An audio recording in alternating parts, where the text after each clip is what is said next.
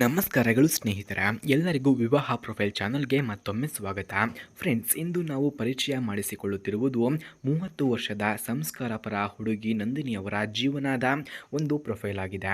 Friends, ಇವರ ಎತ್ತರ 5.4 ಅಡಿ ಹಾಗೂ ವಿದ್ಯಾಭ್ಯಾಸದಲ್ಲಿ BEd ಅನ್ನು ಮುಗಿಸಿದ್ದಾರೆ.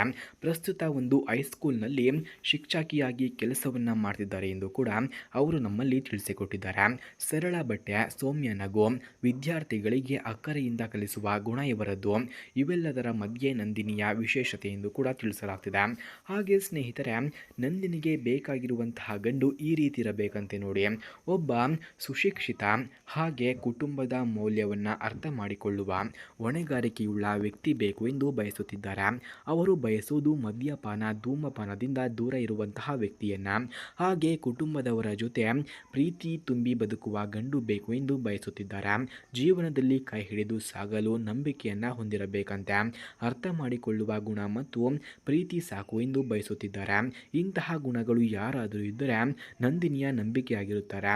ಇಂತಹ ಗುಣಗಳು ಯಾರಾದರೂ ಇದ್ದರೆ ಬೇಗ ಕರೆ ಮಾಡಿಕೊಂಡು ಬನ್ನಿ, ನಾನು ಕಾಯುತ್ತಾ ಇರುತ್ತೇನೆ ಎಂದು ಕೂಡ ನಂದಿನಿಯವರು ತಿಳಿಸಿದ್ದಾರೆ.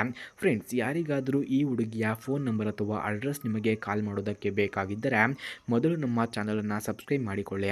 ಆ ನಂತರ ಜಾಯಿನ್ ಎಂಬ ಬಟನ್ ಕಾಣಿಸುತ್ತದೆ.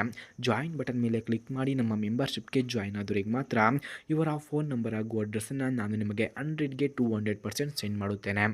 ಹಾಗೆ ಇವರ ಗುಣಗಳನ್ನು ನಾವು ನೋಡೋದಾದರೆ, ನಂದಿನಿ ತುಂಬ ಪೇಟಿಯಂಟ್ ಮತ್ತು ಡೌನ್ ಟು ಅರ್ತ್ ಹುಡುಗಿ ಆಗಿದ್ದಾರೆ. ಮಕ್ಕಳಿಗೆ ಕಲಿಸುವುದರಲ್ಲಿಯೇ ಸಂತೋಷವನ್ನು ಪಡುವಂತಹ ಸ್ವಭಾವ ಇವರದ್ದು.